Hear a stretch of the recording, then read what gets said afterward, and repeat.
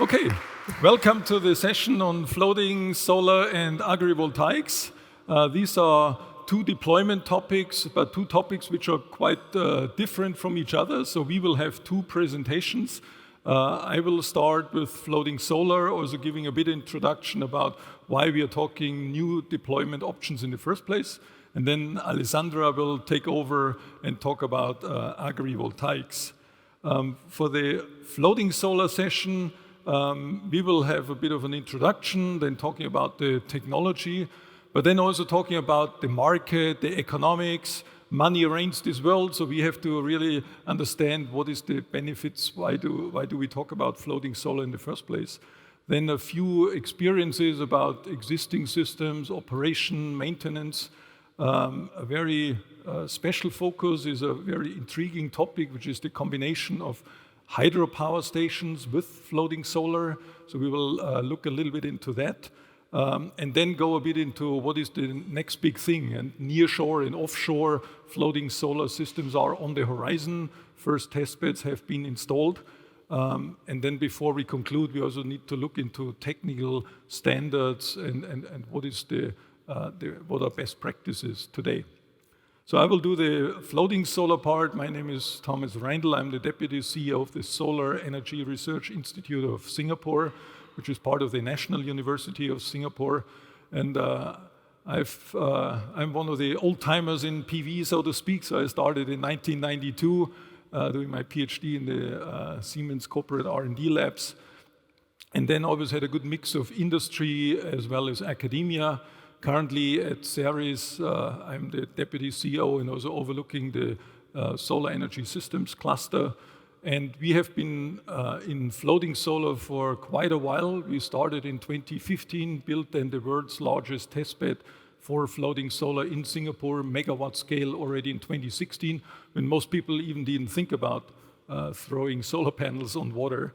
And that's where we also derived a lot of experience and best practices from, which I like to share today.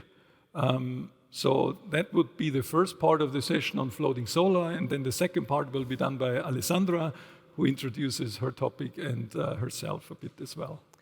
So thank you, Thomas. Yes, my session is on agrivoltaics.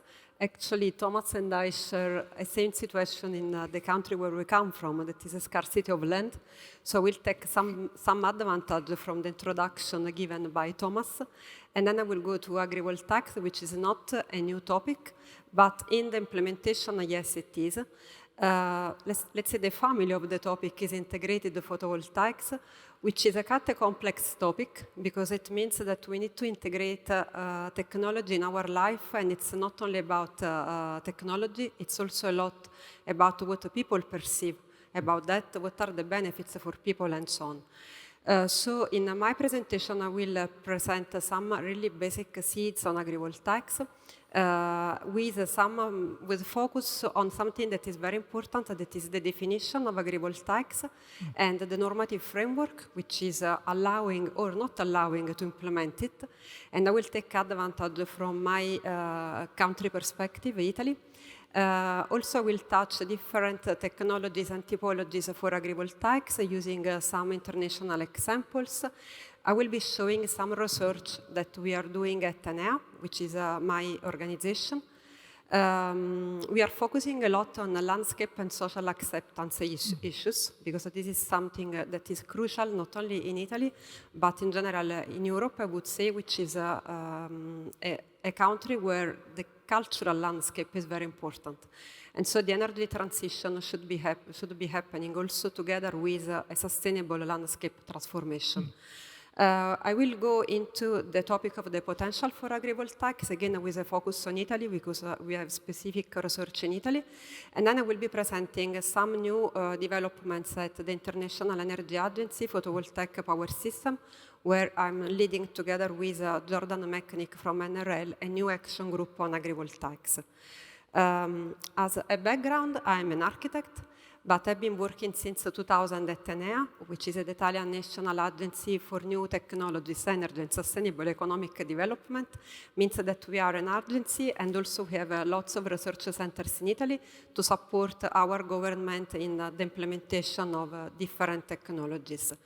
As an architect, I've been working always on the topic of the integration of photovoltaics in buildings, starting from 2010 also in landscapes, launching a parallel event of this conference, which has been running for 11 years, which is called Photovoltaics Forums Landscapes. In 2022, I had the honor to chair the World Conference on Photovoltaics, WUSIPEC, the 8th WUSIPEC. And I do several other things which are not really relevant now. So I can, again, hand over to Thomas.